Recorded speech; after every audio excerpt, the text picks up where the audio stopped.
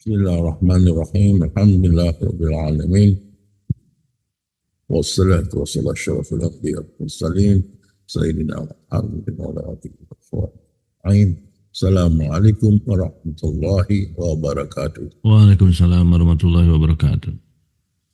So we shall continue. Last week, or the last lecture, we are at level 3 and we have discussed a large part of it on the sight. Person on level 3, what is their sight? So I just briefly cover it now and then we continue. So the people at level 3, the sight is they must see God as infinite. Infinite means it covers all and no end. Infinite, no end. It covers all and no end. And that's why you see here, it says, verily I'm subtle and I encompass everything. Okay? Because his infinite, it covers everything and without limit, unlimited. And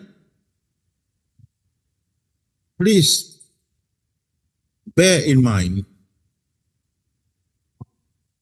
the infinity we are talking about, Maha Esa. The infinity, the Maha Esa we are talking about is with regard to his subtle self. With regard to his subtle self, berkenaan yang maha halus, Esa yang maha halus. We are talking about the subtle self, the infinity of the subtle self.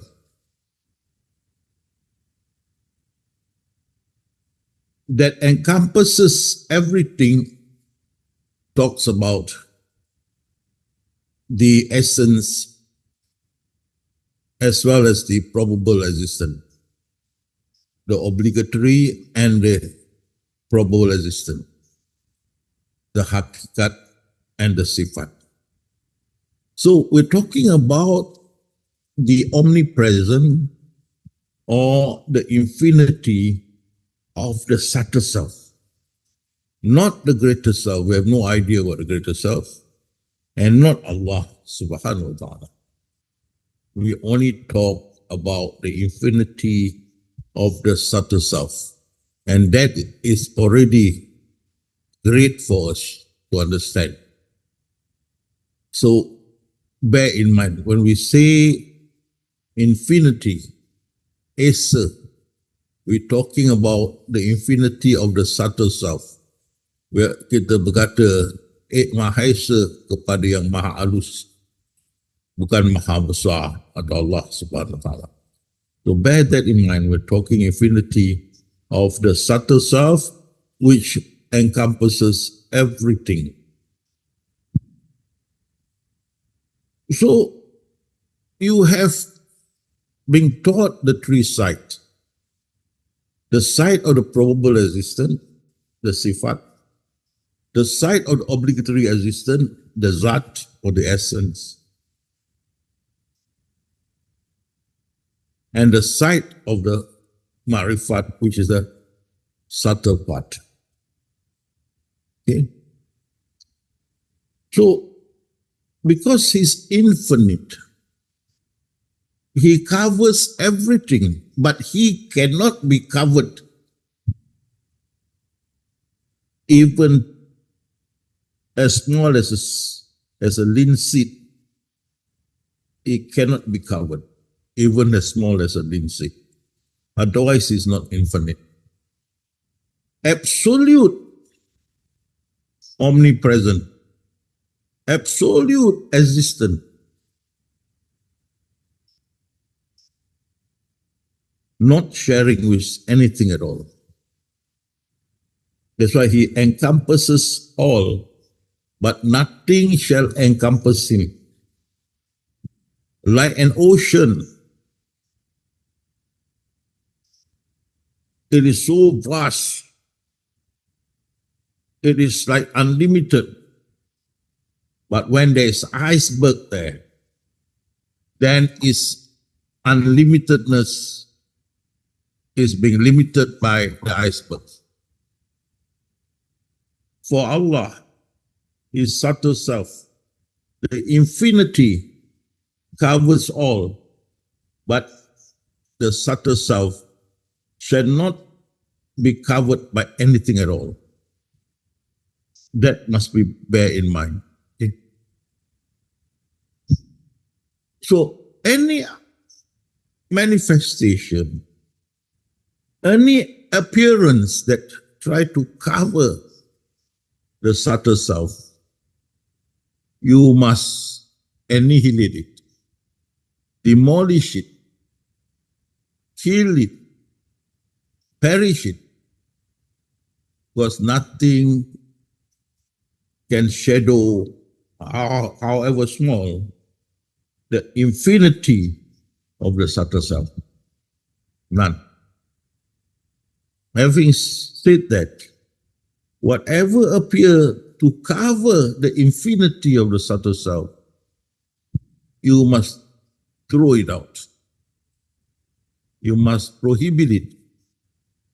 You must prevent it, disallow it. It's like an ocean. It doesn't allow ice to form. Similarly, when you talk about Allah, His infinite essence, then nothing shall shadow Him or cover Him or join existence with Him. Nothing. He covers all, encompasses all, but nothing encompasses Him, even as small as a linseed or atom, nothing. So we are talking infinity essence here with regard to the subtle self, not to the greater self, which have no idea, not to Allah subhanahu wa ta'ala, which at the end of the day, after all the knowledge, we realize we really don't know. Okay.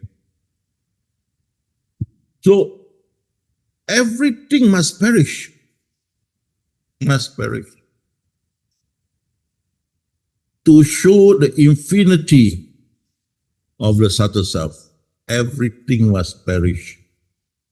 To show the vastness of the ocean, every ice must be melted. Then you have the vastness of the ocean. To show the infinity of the subtle self, everything must perish, annihilated. Then you have His container, wajah yang maha halus. The His container is subtle self. Okay, so everything must not exist together with the existence of the subtle self.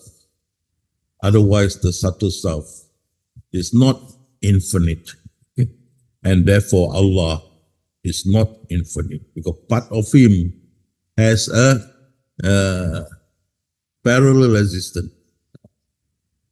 Okay? So bear that in mind. We are talking on the infinity of the subtle self. When therefore there can't be anything else in existence except the subtle self. So everything must perish. That left will be His subtle self, His container, the subtle self. And once you annihilated all the existence except the subtle self, then you will come to this: wherever you turn, there is Allah's container. Because everything else are annihilated by you. So when you are at the third level, your eyesight, the spiritual eyesight, only see the subtle self, the infinite subtle self, sharing no existence with anything, the only existence. Okay? Bear that in mind. Okay? And that is what we had learned the previous week, the sight of people who walk at the third level. Okay? And therefore, you can see here, behind this facade or behind this appearance, I'm seeing you and you are seeing me, oh Lord. So you are seeing the subtle self, because all the facade in front of you, you have annihilated, you have perished them. So you are face to face with the subtle self. So that is the sight, the spiritual sight of those on the third level. Bear that in mind. So when you are third level, whatever you do, whatever movement, you know that you are looking at the subtle self. No encumbrances, no veil, nothing. Everything perish except the subtle self, which is eternal. So you are facing it all the time. So what before you perish? I know behind this facade, the facade is perish.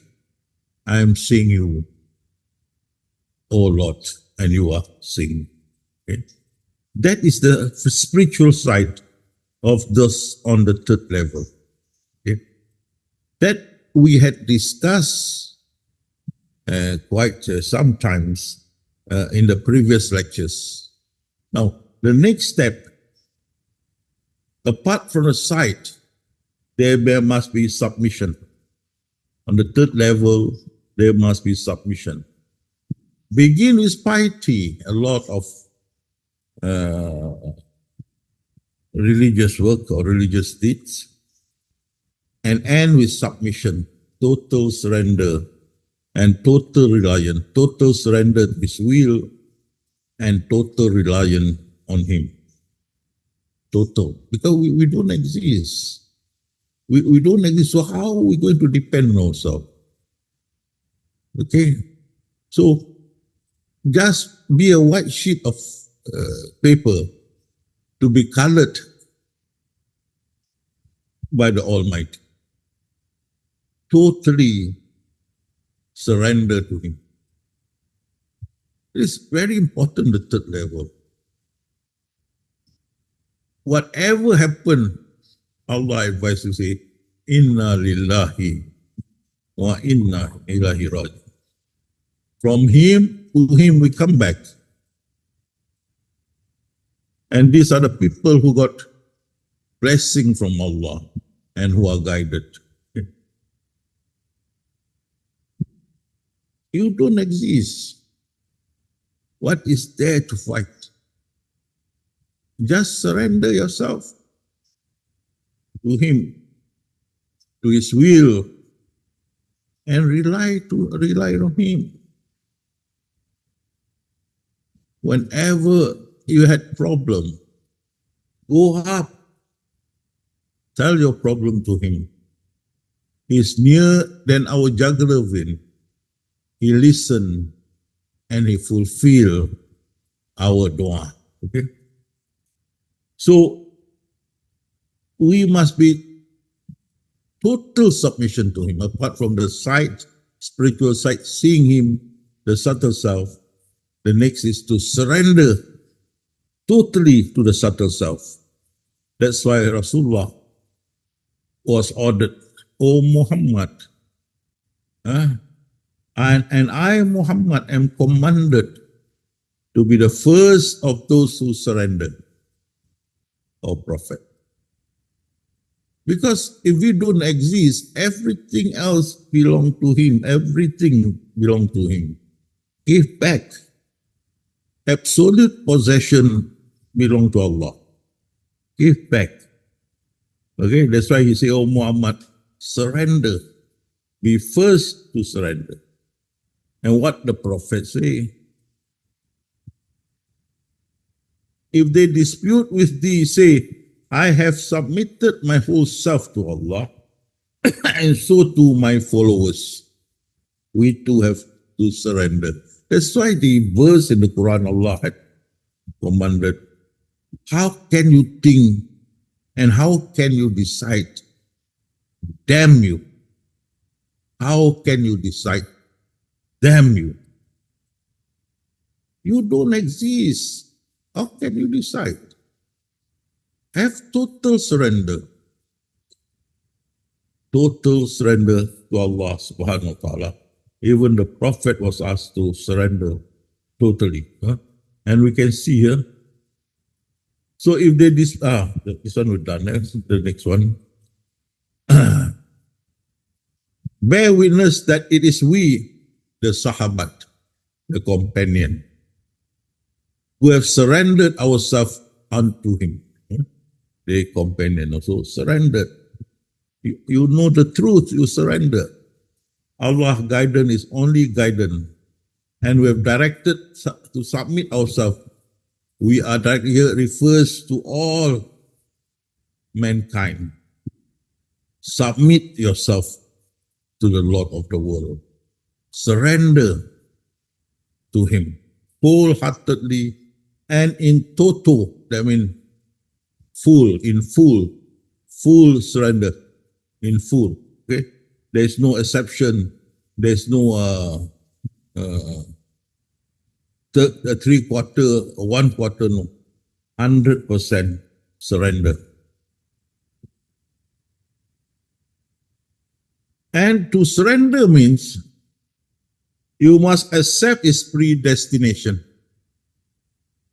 Again, I repeat.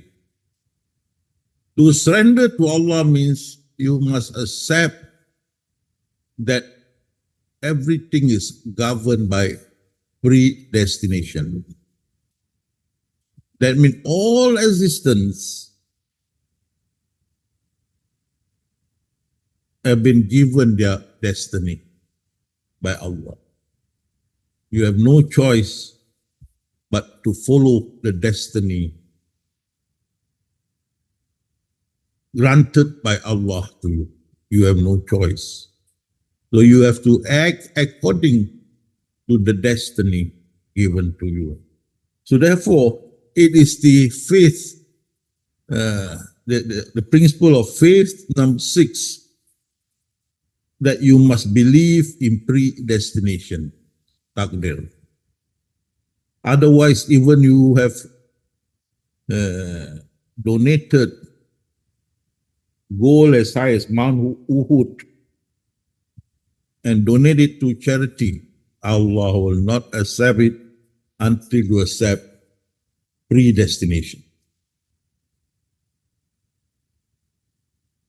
Let me tell you, everything you look around you, including yourself, already predestined.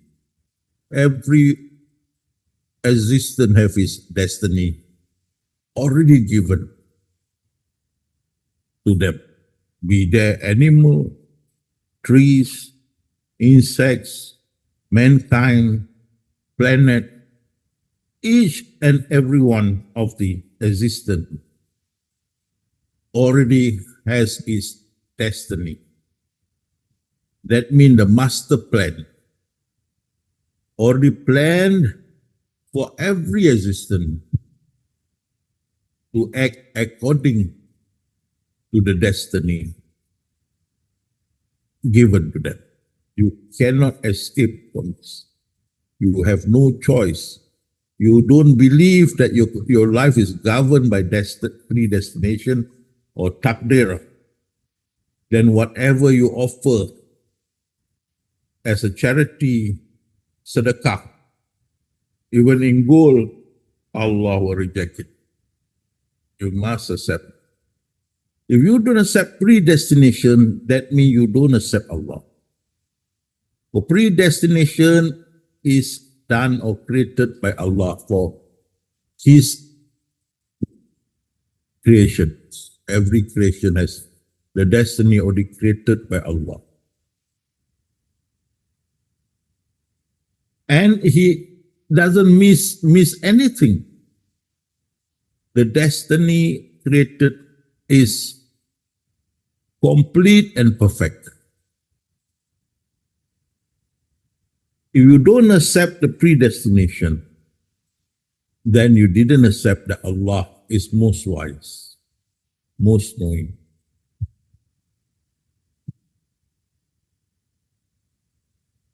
I had given previous example of predestination, which fishes swimming in the ocean. It can go anywhere, freedom. It can swim every part of the ocean. But the ocean is predestination. They are swimming in predestination. Same like us. Everything surrounds us, including ourselves, is predestination. You look, you see the tree has its destiny. You see the worm has its destiny. You see the vacuum has destiny. They're all creation like us. So we are covered, engulfed by predestination, takdir. Same like the water of the ocean engulf the fish, predestination engulf us. Same likewise. So we are destined to act according to destiny given to us. There's no two ways about it. Okay? Therefore, it come to my recollection. Padeka was talking the other day on reincarnation. Reincarnation can never be. You see, I give you an example. You see a film, let's say about Malay warrior Hang Tuah, okay, and his friends. Or there's a beautiful movie, beautiful, break the box office, okay. But you see, after the show over, all the actors and actresses will go home and be the ordinary person as they should be, apart from acting in the movie, which is not real, it's just an action. Right? Your part finished, if acting, you got your glory, you got your Oscar, finished, you are now back to your home, husband to your wife, father to your children, and live according. But if you are going to repeat again the story of Hang Tuah, people think you're mad. How many times you want to repeat it? Because there, at the end of the day, Hang Tuah died, Hang Jebat died, everybody died, the Sultan died, everything died. Finish it. Okay, so you cannot repeat again the story because the character already died. Hang Tuah is a folklore. How many 100 years ago? Died. In order to continue the story, you must have the hero alive and his gang. Then you have series 1, series 2, series 3, right? First one, he fought with the bandit. Second one, he fought with the rebels. Third one, he fought with the unreligious group. So there's a series, but these people are alive.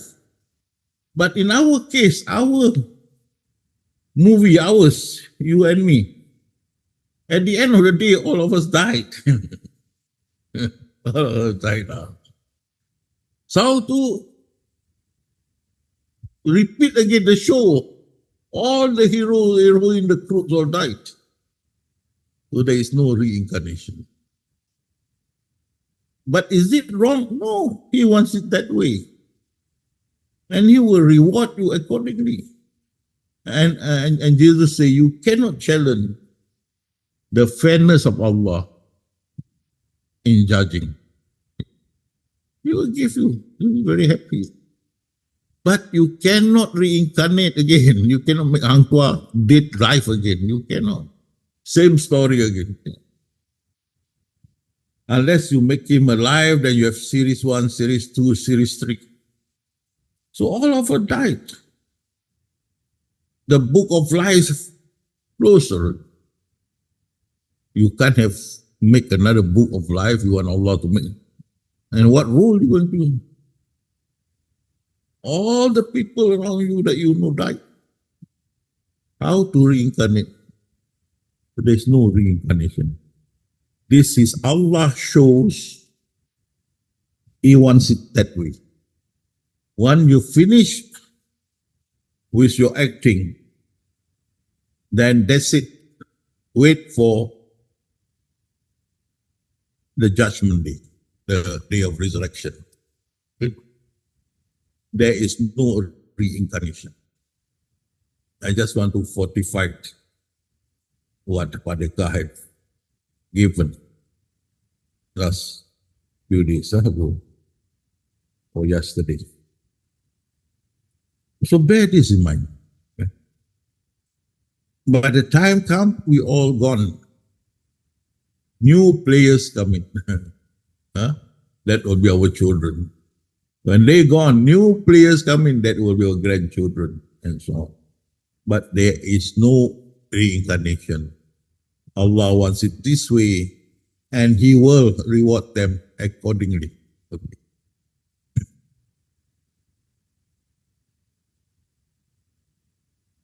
So those who know will tell you, you will live according to what Allah had decreed. That means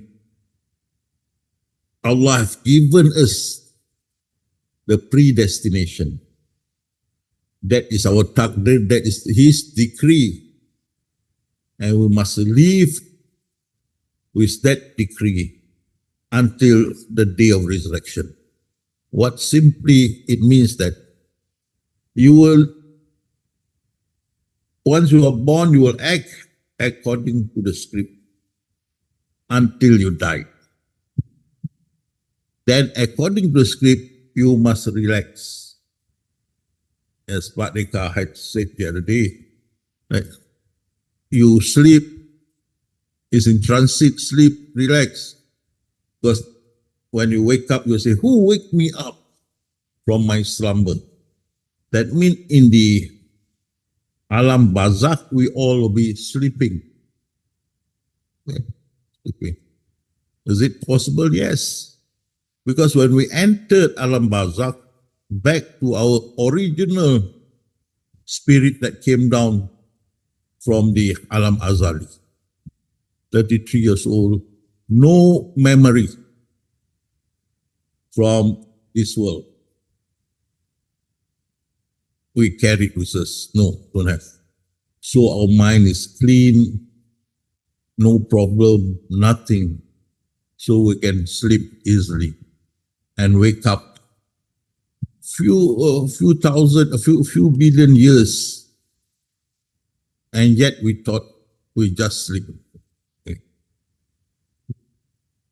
So according to the Allah decree, after acting, rest. Then you will be resurrected and be given a new body.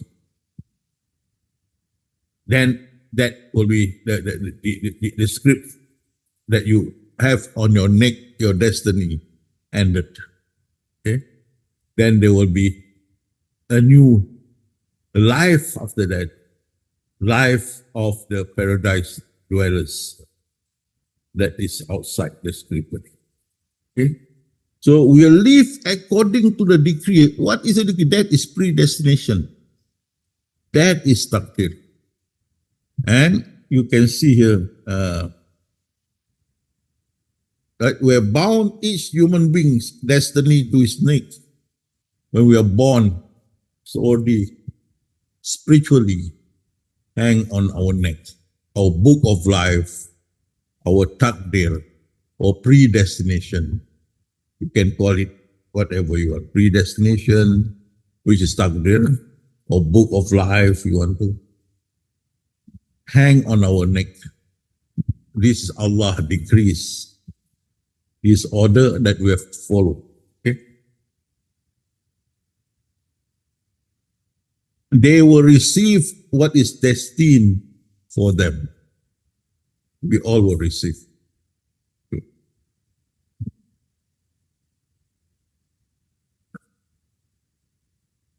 So everything is the hand of Allah, be good, bad, or because we don't exist.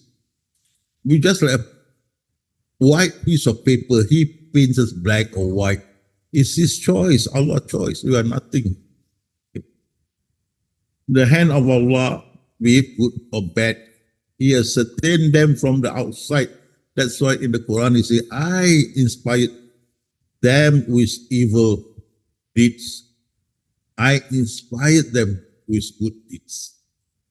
He admitted, even the predestination, the good and the bad come from me. And what Shaykh Abdul Qadir say, you have no choice whatsoever in the matter. We have to live according to this book, to His decree, until the day of resurrection. No choice. This book of life or takdir, we can also call predestination. Everything pre means something been arranged before we come to exist. That predestination, our takdir, already there waiting for us when we go into the fetus body in our mother's womb. That destiny already hang on the fetus.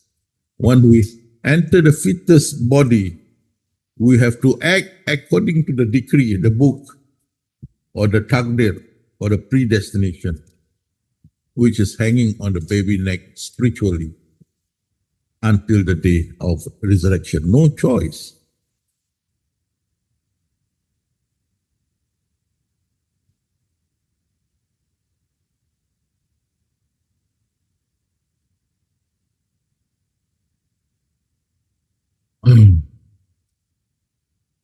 You see, you think you can meddle with predestination, but what the scientists say, you see, it is hard to imagine how free will can operate if our behavior is determined by physical law. I give you an example. When you go into a building or a house, you see chairs. Straight away you sit. You don't climb to the chair and start jumping. That is not the physical law. The physical or natural law. You see the chair, you sit. You see the door and the window. You enter through the door, not the window. The physical law. Physics, physical law. You see fruit, you eat. You see stone, you don't. Okay. When you are sleepy, you sleep. That is already this law. Already exists surrounding us, that we unconsciously follow it. We wake up, took our bath, clean our teeth and whatnot, comb our hair, dress up, ready to go to work every day like Robert, doing it. This is because there is a set of law there, unseen, but controlling us. Okay. You see water in a cup, you drink. You see rice on the plate, you eat. You don't take the rice and drink the rice and eat the water. It cannot be. There is this natural law, physical law around, abound, that guides you. We are no more than biological machine. Yeah, we follow all this. And that free will is just an illusion. Professor Stephen Hawking. And see this.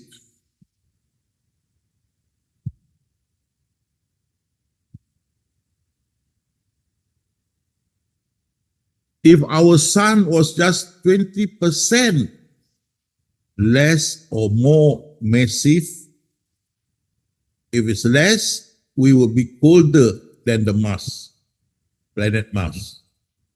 If it's more, we are hotter than the Venus. And no mankind can live. But for already third phase of 4.6 billion years of the Loaf Mahfuz, you see the earth remain steadfast to its position. It is not 2%, 20% less or more massive. It maintained, because this is predestination. Predestined until the fifth phase, 10 billion years, where the sun expired, then the gravity will be less and the planet will smash each other. That is the time for Armageddon, Qiyamah. But as for present moment, can you see? Allah has predestined that the earth is not 20% less or 20% more massive. Otherwise, we all will be destroyed. Now, this is not coincidental. This is predestination, already destined this way before we are created. Similarly, you can see most of the fundamental constant in our theories appear fine-tuned in the sense that if they are altered by only this amount, you change the amount of oxygen in this on this earth, how many will die? Okay. You just change anything that make it not equal, the earth will be destroyed. That's why it says here, most of the fundamental constant in our theory appear fine-tuned already, in the sense that if you alter them by small amount even, the universe will be different. And in many cases, we can't survive.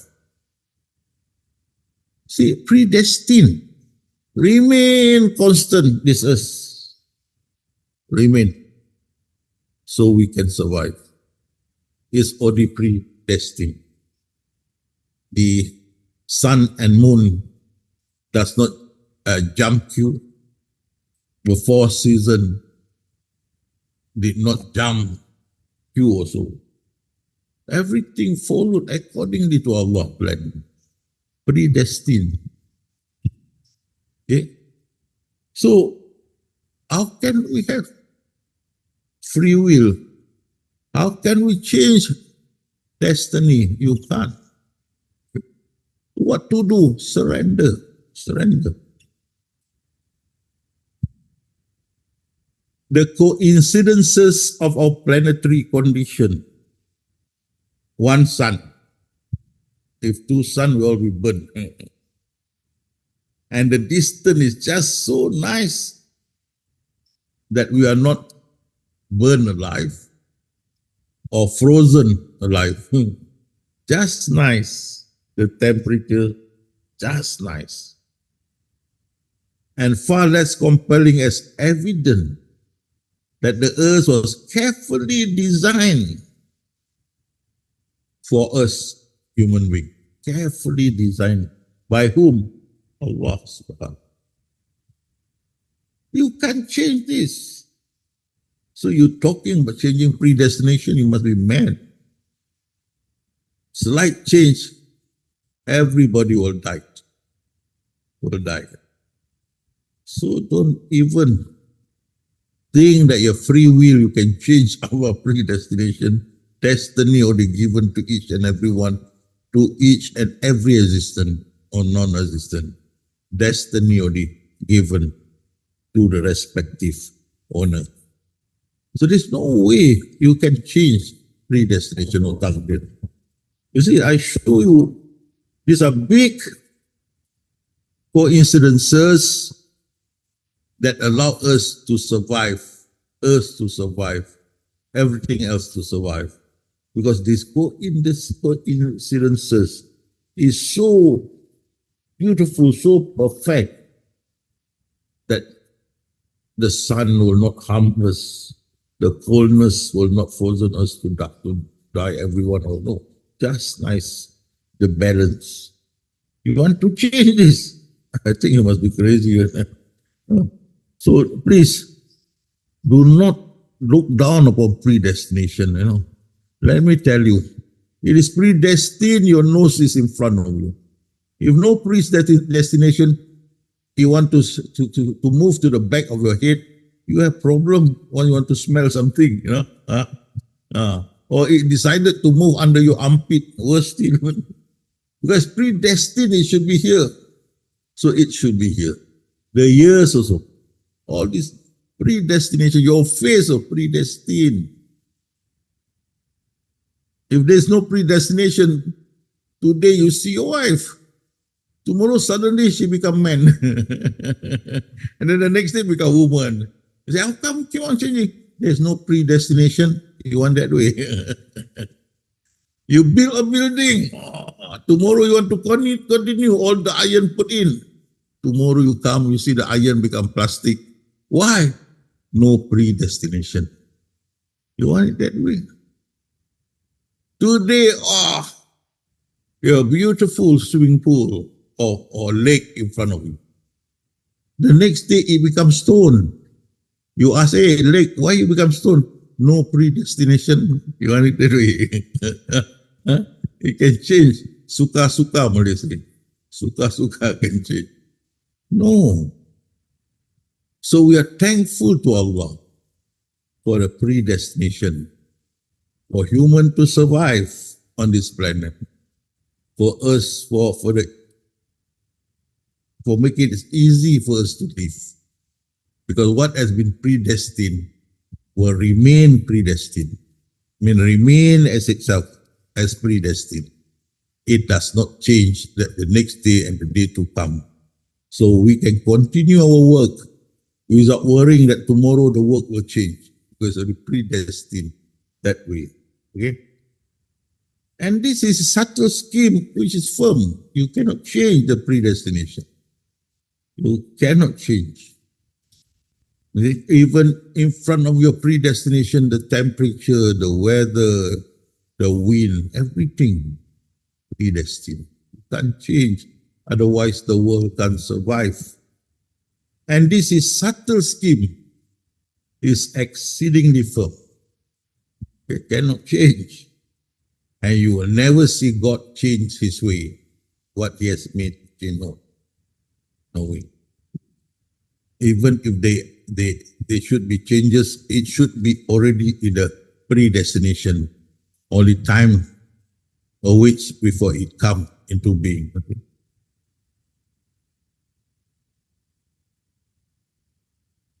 He says, no change will thou ever find in God's way. So once it's given you the destiny, every living things or every creation is given destiny, you cannot change. That is your destiny. You cannot have today, you have a big tree, then tomorrow become giant. And the next day become frog. And the next day become bird. You say, how come you keep on changing? No predestination. It's your problem. So you will see God ways, no change, no deviations, steadfast. Okay.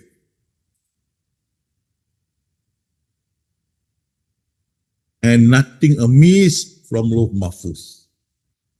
Everything already pre-designed or predestined, already done before you created, already everything ready for you to act in this divine drama. Okay? Life is amusement and play for. Nothing is amiss. Fantastic. Allah is so great that so many things in our life we can forget. And Allah handle each and every one of His creation without omitting or amiss anything. Subhanallah. It's really, really very good. Yeah. We even sometimes forgot where to put our spectacle and then look at the mirror is on top of our head.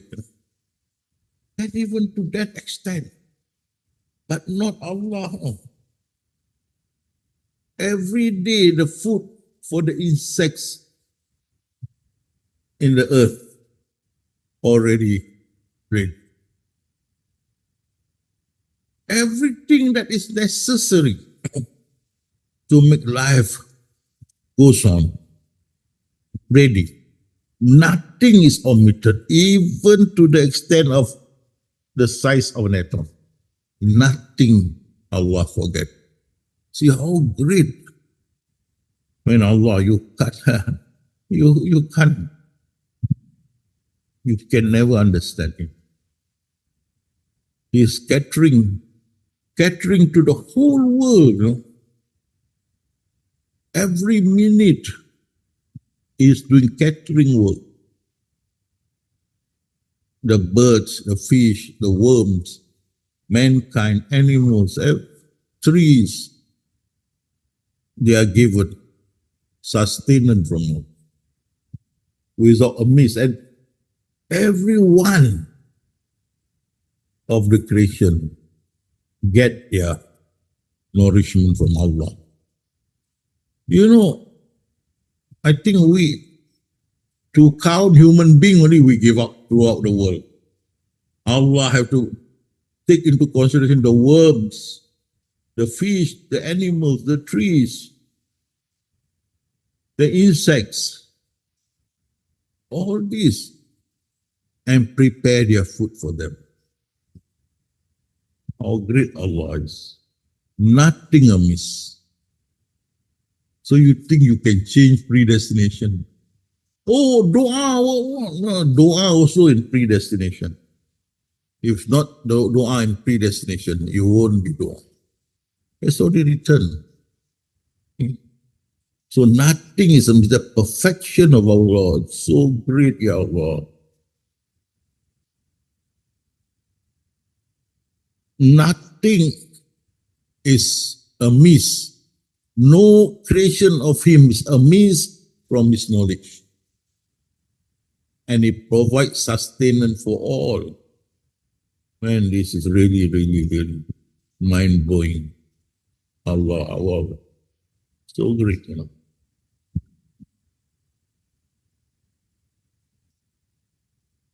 Everything has been divinely predestined. Shaykh Abdul Qadir. And even an event which is slated to occur earlier cannot be later and vice versa. To occur in the afternoon, it cannot be in the morning. And if it's in the morning, cannot be in the afternoon. That is the way Allah had created His predestination. There's no change.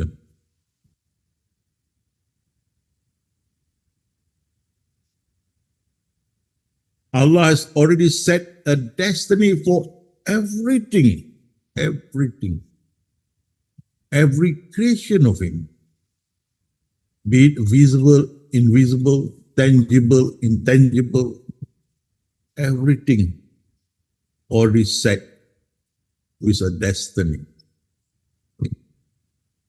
And they are to live according to this destiny. And all recorded in a clear register, the Lawh Mahfuz, everything there.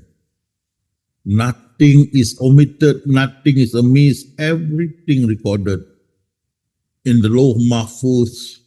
And the Lawh Mahfuz continue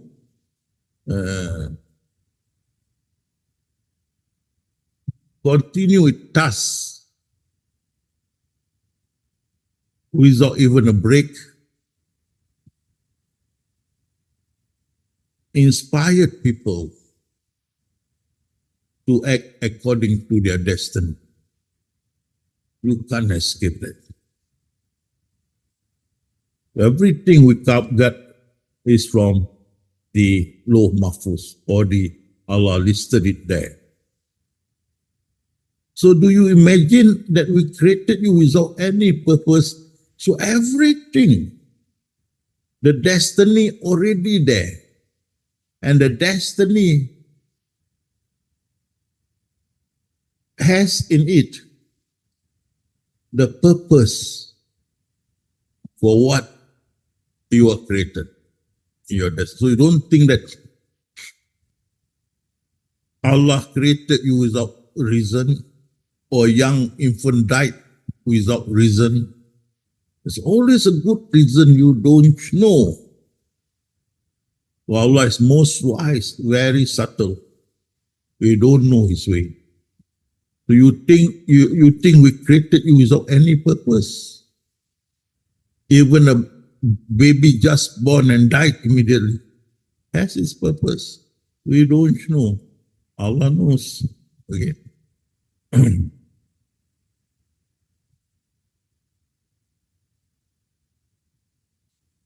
We only created the heaven and the earth and everything in between for a purpose.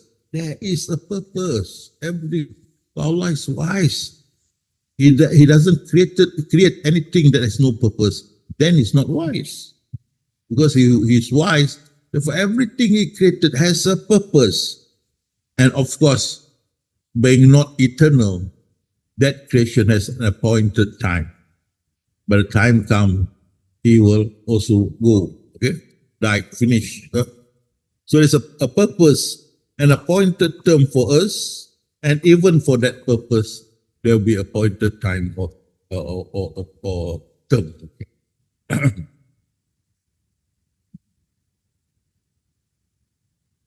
We make the science clear for people of knowledge. That's why I've been telling you all, the knowledge that we are passing to people, to our colleagues, our friends, these are knowledge for the future. Especially when we start to go into the first world, there will be freedom of speech, freedom of expression. There will be question a lot asked in the first world, not in the third world. First world. We are in the third world going to the first world, where the children are not inhibited, but will ask questions like adult that will touch on the sovereignty of Allah subhanahu wa ta'ala. And we must be prepared to answer them. Otherwise, they will leave the Sharia. And those people in the Jew community left their Sharia, abandoned it, except for prayers and whatnot. Same the Christian will too suffer the same. If we cannot answer question from the first world, why should Allah created us without asking us? Why do we created handicapped, retarded, mentally ill? And many more, why tsunami, what earthquake, all they will come out in the first world. So we must get ready for our ummah in case this thing come abruptly.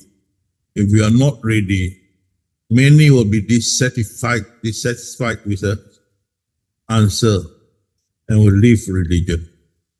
Even now they are talking about what Allah is doing, not helping the Palestinians. They are asking. All these we have to answer, explain to them, so they don't run away from Islam like the Jews left and their Sharia is just for religious purpose. Similarly, the Christian. Okay? And many of them become free thinker, atheists and whatnot. So we don't want that to happen to our Muslim Ummah. So we must be ready with the knowledge of the first world to answer the questions from the first world once our country become first world. Okay? To get ready. So he make the sign clear for people of knowledge. Okay? So we see this, we get our people ready to answer whatever questions on Allah in the future. Okay?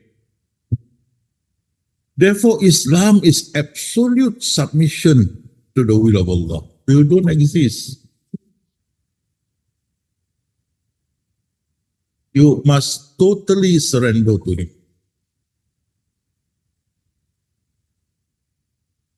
Any problem, NST.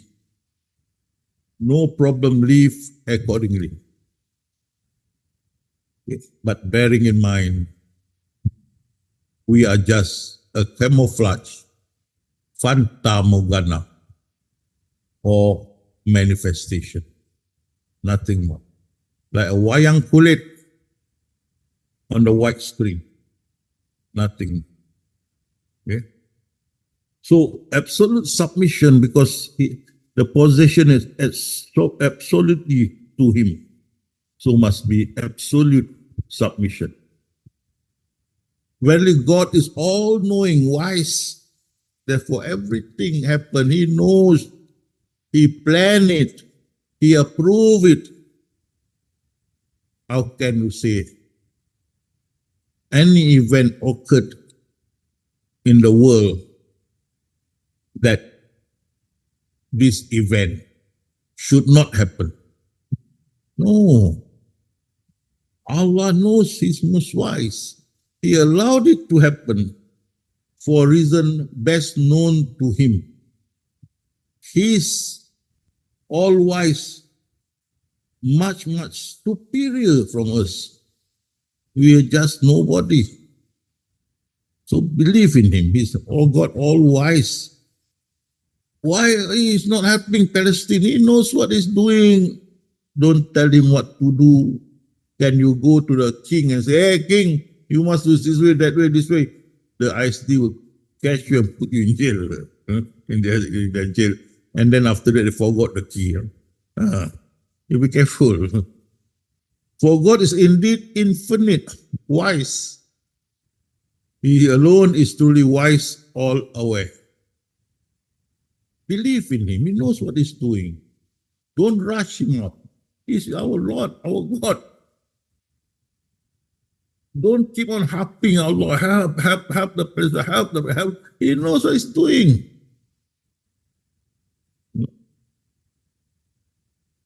I tell you something. An intelligent person made a mistake in his work. He knew he had made a mistake and he regretted it because of his foolishness. He made a mistake. But if you come and harping upon him, stupid, why you didn't this way, why you didn't that way, why did that? He will be very, very, very angry to you now. Angry with you because you are not sympathetic. He knows his mistake. He knew. No need to put, poison to the situation, making him more angry. And that is one person. He'll be very angry. He will tell you, I know. I just made simple mistakes. The project was destroyed because I thought it should be this way, but it turned out this way was the bad. It's a bad judgment. But you harp on a stupid, never learn properly in school, must be sleeping in class. Nonsense. People study, you must be playing with your football. Why are you? You feel very angry. And that to a person, to Allah. Oh Allah, help the Palestine. Oh Allah, kill the enemy. Oh Allah. You think what? He knows what he's doing. Hey, shut up. Leave it. He knows what he's doing. All right. So, he's all-knowing, he's infinite, wise, truly wise, all aware, all aware. So no need to order him or tell him what to do. You are just nothing, you are just nothing. Okay.